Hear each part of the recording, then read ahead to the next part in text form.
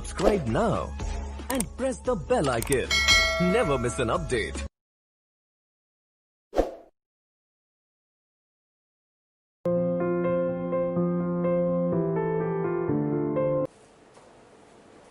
আগের ক্লাসগুলোতে ডিটারমিনেন্টের প্রাথমিক কিছু অপারেশন বলা হয়েছিল, ডিটারমিনেন্ট কি সেটা বলা হয়েছিল। এবার আরো কিছু অপারেশন, কিছু নিয়ম আজ বলবো এবং পরবর্তী ক্লাসে কিছু অঙ্ক নিয়ে আলোচনা করা হবে। যেমন দুটো, আমি যদি একটা ডিটারমিনেন্ট ডেল্টা যদি আমি ধরি A1, B1, C1 হয়তো D1, যে কোনো একটা ডিটারমিনেন্ট দুই অর্ডারে ধরা হচ্ছে। এটাকে যদি আমরা কে দিয়ে কোনো স্কেলার দিয়ে গুণ করি তাহলে ডিটারমিনেন্ট ভ্যালু কে গুণ হবে, সেটাকে আমরা বলতে পারি যে কে A1, কে B1, C1 D1, বা আমরা লিখতে পারি যে কে A1, কে C1, B1 D1। এরকম বিভিন্ন আকার লিখতে পারি যার এর মান একই। তার সঙ্গে সঙ্গে আরো কিছু অপারেশনের কথা বলা হয়েছিল, প্রক্রিয়ার কথা, যে আমি যদি পাশাপাশি দুটো ডিটারমিনেন্টের যোগ করি তাহলে যেমন একটা ডিটারমিনেন্ট হয়তো A B C M N P S T হয়তো V, আর একটা determinant A B C M N P K1 K2 K3। এই দুটো ডিটারমিনেন্টকে যোগ করা যাবে কখন? যদি দুটো রো, যেমন ধর দুটো রো, এই দুটো রো অভিন্ন আছে, একই আছে, আর তৃতীয় আরেকটা যে রো আছে সেটা ভিন্ন আছে, তাহলে দুটো ডিটারমিনেন্ট যোগ করা যাবে। তাহলে আমি লিখতে পারি কি A B C M N P S plus K1 T plus K2 V plus K3।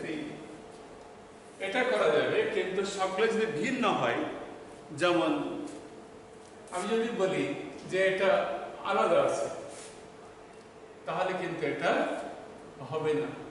আমি যদি এটা M1 N2 plus P1 বলি তাহলে কিন্তু এটা হবে না। এবার দুটো ডিটারমিনেন্ট সমান হলে, তাদের মান সমান হলেই যথেষ্ট। তাদের অর্ডার সমান হতেও পারে, নাও পারে। ম্যাট্রিক্সের মতো তাদের অর্ডার বা একই অবস্থানের উপাদানগুলো সমান হবে এমন কোনো কথা নেই। এদের মান সমান হলে দুটো ডিটারমিনেন্টকে আমরা সমান বলতে পারবো, তাদের অর্ডার সমান হতেও পারে, নাও পারে। এবার আমি যদি একটা ডিটারমিনেন্টের পাশাপাশি দুটো রো বা কলাম অভিন্ন হয়, আইডেন্টিক্যাল হয়, তাহলে কি হবে? এর ভ্যালু 0 হবে। কারণ আমি যখন এইটা অনুসারে বিস্তৃতি করব তখন AB minus AB, AC minus AC, BC minus BC এর ভ্যালু 0 হবে। বা আরেকটা অপারেশন হচ্ছে কোনো একটা উপাদানের প্রত্যেকটা উপাদান, কোনো একটা ডিটারমিনেন্টের যে কোনো রো বা যে কোনো কলাম যদি শূন্য হয়ে যায় তাহলে তার ভ্যালু হবে 0। যেমন 0 0 0, হয়তো A B C M N P এর ভ্যালু হচ্ছে 0। এর যে কোনো রো বা যে কোনো কলাম, একটা কলাম যদি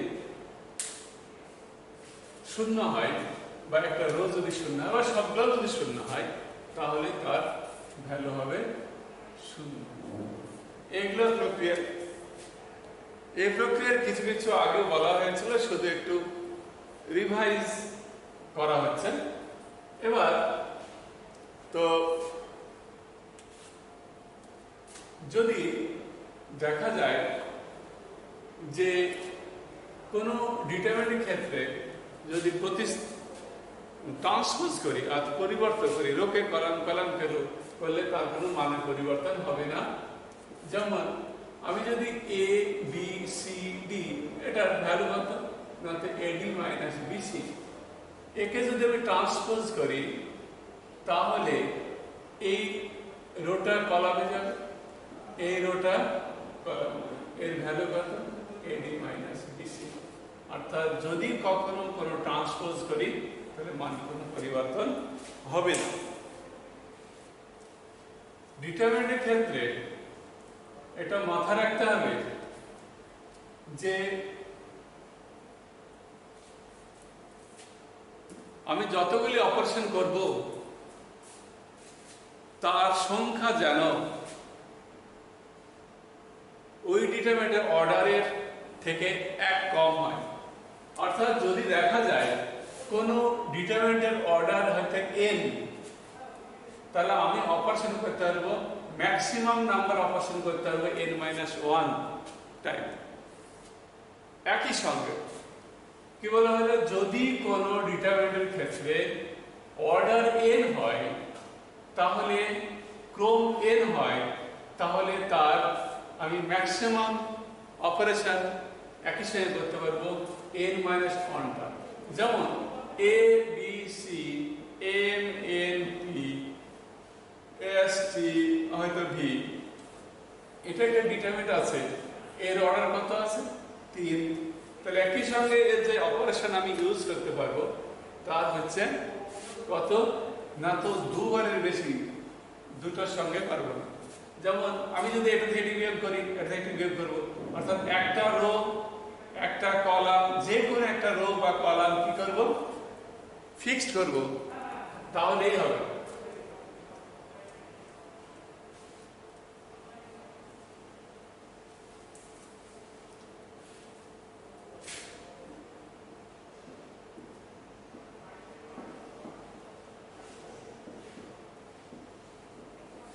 এটা যদি একটা ডিটারমিনেন্ট হয়, আমি যে কোনো একটা রো, যে কোনো একটা কলামকে যদি কোনো স্কেলার দিয়ে গুণ করে আরটার সঙ্গে আরটা রো বা কলামের সঙ্গে যোগ করি, তাহলে তার মানের কোনো পরিবর্তন হবে না।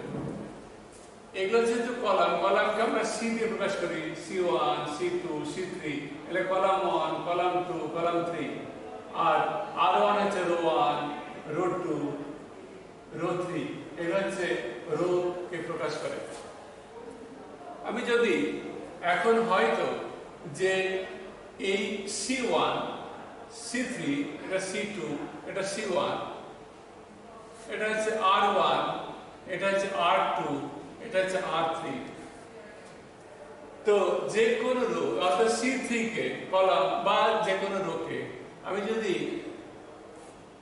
R1 কে বা R2 কে বা R3 কে বা কলাম 3 কলাম 2 কলাম 1 কে যে কোনো একটাকে যদি কোনো স্কেলার দিয়ে গুণ করে আরটার সঙ্গে যোগ করি, আরটা রো বা কলামের সঙ্গে যোগ করি, তাহলে মানের কোনো পরিবর্তন হবে না।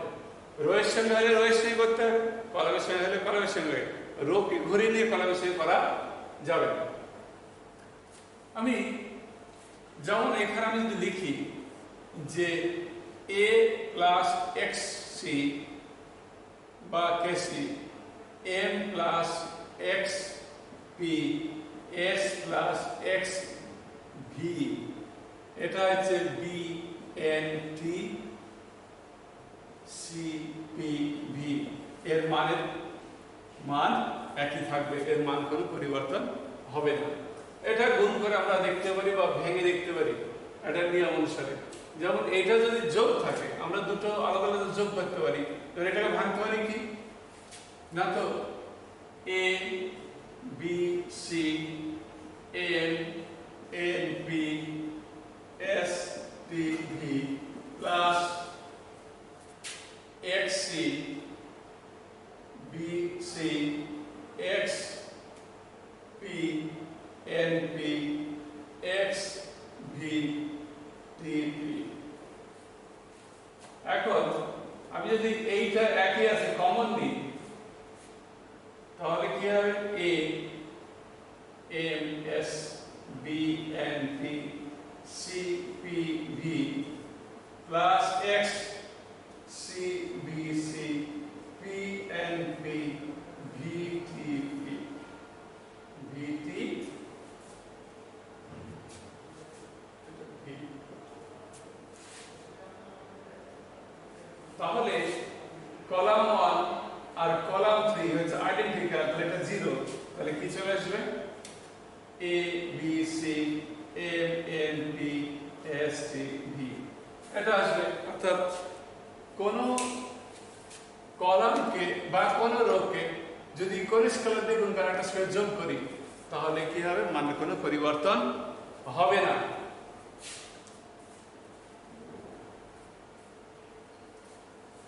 এবার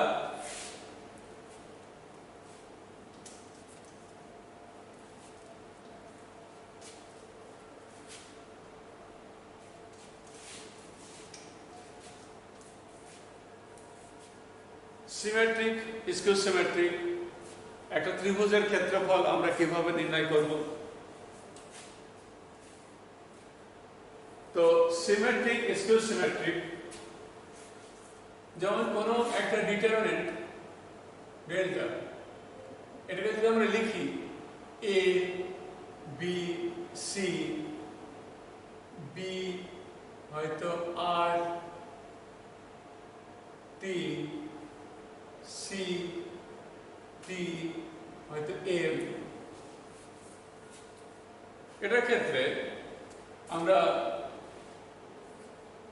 একটা ডিটারমিনেন্ট দিয়েছি 3 অর্ডারের, একে যদি পরিবর্তন করি ট্রান্সপোজ করি কি হবে, এই রোটা ছিল আমি কলাম বারবার লিখব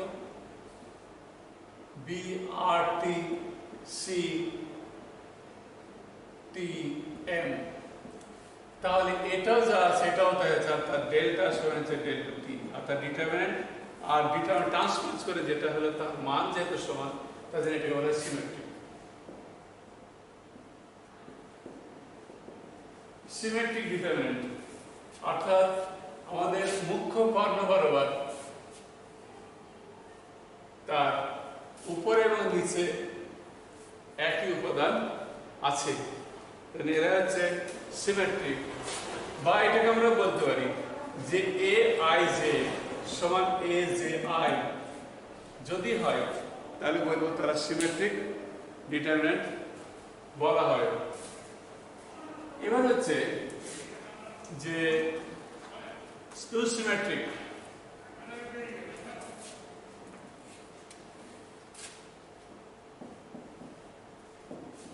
স্কিউ সিমেট্রিক ডিটারমিনেন্ট কাকে বলে? কোন ডিটারমিনেন্টের ক্ষেত্রে যদি দেখা যায় এ ডেল্টা আই জে সমান মাইনাস ডেল্টা জে আই হয়, বা আমরা বলতে পারি কোন ডিটারমিনেন্টের ট্রান্সপোজ করে যে মাইনাস ডেল্টা হয়, তাহলে আমরা বলবো যে স্কিউ সিমেট্রিক। এখন এখান থেকে লক্ষ্য করা যায় যে আই সমান যদি জে হয় তাহলে ডেল্টা আই আই সমান হচ্ছে মাইনাস ডেল্টা আই আই, বা লিখতে পারি 2 ডেল্টা আই আই সমান 0, delta I I is equal to 0, অর্থাৎ কোন ডিটারমিনেন্টের মুখ্য কর্ণ বরাবর প্রত্যেকটা উপাদান হচ্ছে শূন্য হবে। বা আমরা এটাকে এরকম করে লিখতে পারি এ আই জে সমান মাইনাস এ জে আই, তাহলে এখান থেকে ইমপ্লাইজ করবে এ আই আই সমান মাইনাস এ আই আই যখন এ সমান আই সমান জে, বা এখানে ইমপ্লাইজ করবে এ আই আই সমান হচ্ছে 0, অর্থাৎ কি যে প্রত্যেকটা একটা ডিটারমিনেন্টের মুখ্য কর্ণ বরাবর প্রত্যেকটা উপাদান শূন্য হবে। 0 হয়তো a b, মাইনাস a 0 হয়তো c, মাইনাস c, মাইনাস আচ্ছা মাইনাস b, মাইনাস c 0। এটা যদি হয় তাহলে এটা হচ্ছে আমাদের স্কিউ সিমেট্রিক।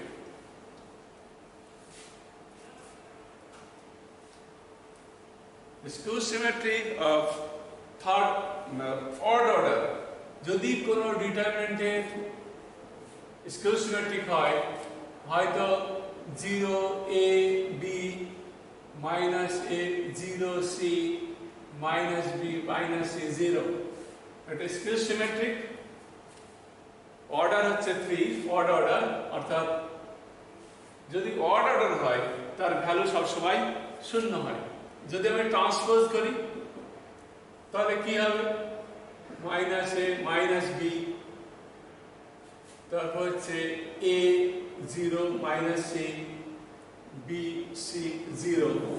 এখন আমি যদি এখান থেকে একটা মাইনাস 1 কমন নিই, এখান থেকে একটা মাইনাস 1 কমন নিই, এখানে একটা মাইনাস 1 কমন নিই, তাহলে minus 1 to the power 3, 0 a b, minus a 0 c, minus b, minus c 0।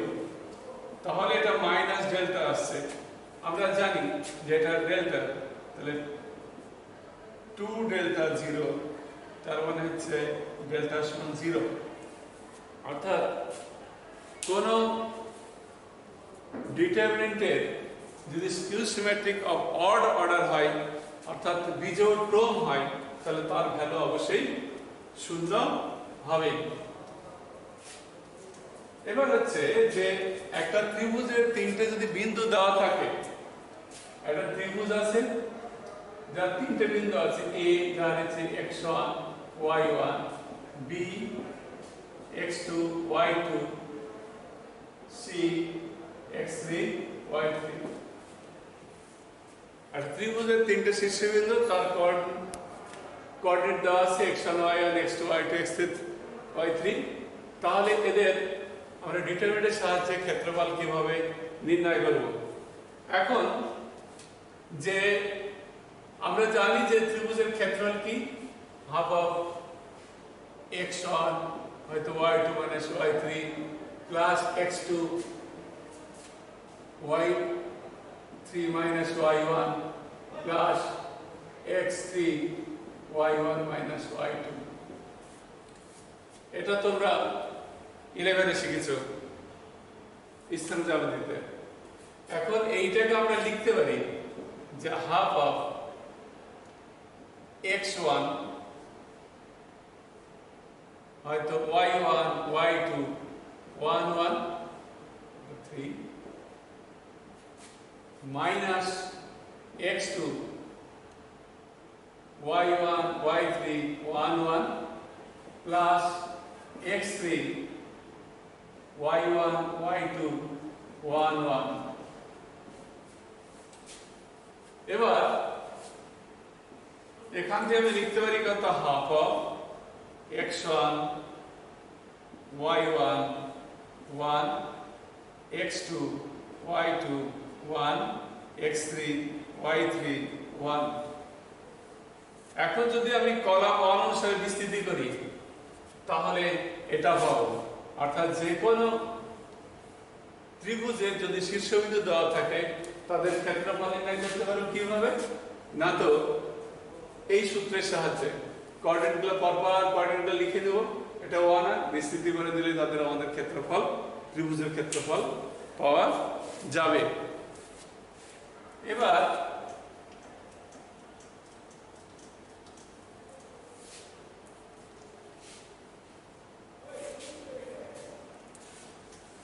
Adjoint বা অ্যাডজুভেট, রেসিপ্রোকাল এগুলো আছে। যেমন অ্যাডজয়েন্ট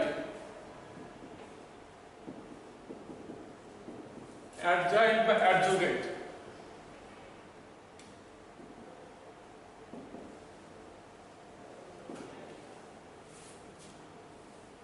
অ্যাডজয়েন্ট বা অ্যাডজুগেট কোনো ডিটারমিনেন্ট যদি হয়তো a1 b1 c1 a2 b2 c2 a3 b3 c3 হয়, তোমরা আগের ক্লাসে কোফ্যাক্টর শিখেছো, তাহলে আমরা জানি যে এ আই জে যদি কোনো উপাদান হয় এর কোফ্যাক্টর কি হবে? কোফ্যাক্টর হবে -1 to the power i plus J into হচ্ছে কি এ আই জে মাইনর। তাহলে এই সূত্রের সাহায্যে আমি প্রত্যেকটাকে যদি আমি লিখে এরকম, হয়তো এ আই জে বড় হাতের, তাহলে a1 এর কোফ্যাক্টরকে আমি বড় হাতের a1, b1 এর কোফ্যাক্টরকে বড় হাতের b1, এটা c1 এরকম লিখবো। তাহলে অ্যাডজয়েন্ট ডেল্টা সমান কত হবে না, তো a1 b1 c1 a2 b2 c2 a3 b3 c3। তাহলে আমাদের প্রত্যেকটা উপাদানের এই উপাদানের কোফ্যাক্টর তার জায়গাতে রাখবো, b1 এর কোফ্যাক্টর সেখানে, অর্থাৎ প্রত্যেকটা উপাদানের সেই পজিশনে তার কোফ্যাক্টরগুলো অবস্থান করে যা পাবো সেটা হচ্ছে অ্যাডজয়েন্ট বা অ্যাডজুগেট। এখন এই অ্যাডজয়েন্টের ভ্যালু কত সেটা পরে বলা হচ্ছে। এবার যে রেসিপ্রোকাল বা অনন্যক, রেসিপ্রোকাল অফ হচ্ছে ডেল্টা, এর রেসিপ্রোকাল আমি যদি বের করতে চাই তাহলে এই যে অ্যাডজয়েন্টের প্রত্যেকটা উপাদানকে আমরা কি করব, ডেল্টা এর ভ্যালু দিয়ে ভাগ করব। যেমন del a1 by delta, b1 by delta, c1 by delta, a2 by delta, b2 by delta, c2 by delta, a3 by delta, b3 by delta, c3 by delta. এটা হচ্ছে কার না, তো এর রেসিপ্রোকাল অনন্যক। এখন অনন্যক কেন বলছি, আর প্রত্যেকটার সঙ্গে একবার 1 by delta 1 by delta 1 by delta, অর্থাৎ 1 বাই ডেল্টা কিউ কমন গেল, a1 b1 c1 a2 b2 c2 a3 b3 c3। এইটা যে ভ্যালু হয় সেটা দেখাচ্ছে আমি, এটার ভ্যালু হচ্ছে ডেল্টা স্কয়ার, এটা কেটে যে 1 বাই ডেল্টা হয়। তার জন্য আমরা এইটাকে বলি এই ডিটারমিনেন্টের অনন্যক। এখন যদি আমি এইটা কি করে হলো যে অ্যাডজয়েন্টের ভ্যালু যদি দেখা যায় এর অর্ডার 3, তাহলে এর ভ্যালু কত হবে না, তো 3 - 1, অর্থাৎ অর্ডার যদি n হয় তাহলে ভ্যালু কত হতো n - 1। এর যা ভ্যালু তা হচ্ছে value two the power n - 1 যদি করি তাহলে তার ক্ষেত্রে অ্যাডজয়েন্টের ভ্যালুর সঙ্গে সমান হবে।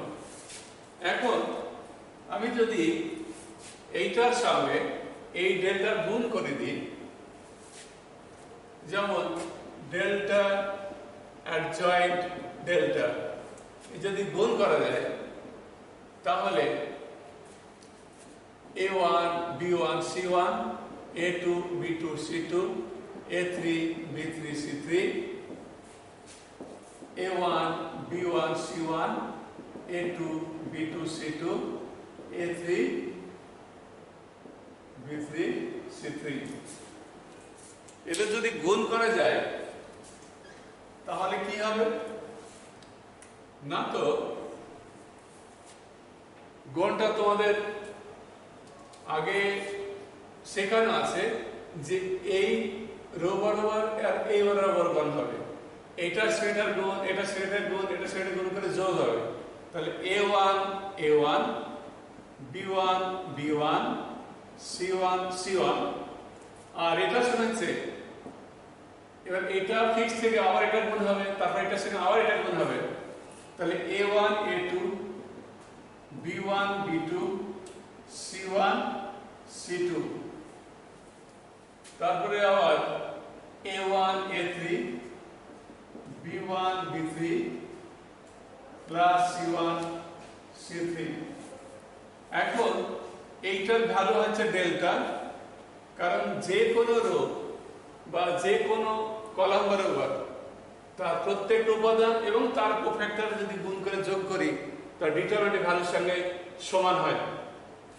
তাহলে এইটা হচ্ছে একই রকম ভাবে আবার এটা দিয়ে গুণ করব, তাহলে এটা 0 হবে, এটা ডেল্টা হবে, এটা 0 হবে, এটা 0 হবে, 0 হবে, এটা ডেল্টা হবে। তাহলে এটার ক্ষেত্রে আমি ডেল্টা লিখতে পারি, এইটার ক্ষেত্রে 0, এটার ক্ষেত্রে 0। যেহেতু ডায়াগোনালি বরাবর উপাদান আছে তাহলে গুণ করলে কত হবে, ডেল্টা 3। আর এটা ডেল্টা কিউ বাই ডেল্টা সমান হচ্ছে ডেল্টা স্কয়ার। এরকম যদি nth অর্ডার হয় তাহলে তার অর্ডারের ক্ষেত্রে কোফ্যাক্টরের যে অ্যাডজর্বেটের যে ভ্যালু, অ্যাডজর্বেটের ভ্যালু হবে আগের এই ডিটারমিনেন্টের n-1 টাইমস। তাহলে এই ক্লাসে এখন শেষ করছি, পরবর্তী ক্লাসের বাকি কিছু নিয়ম এবং কিছু প্রবলেম নিয়ে আলোচনা করা হবে।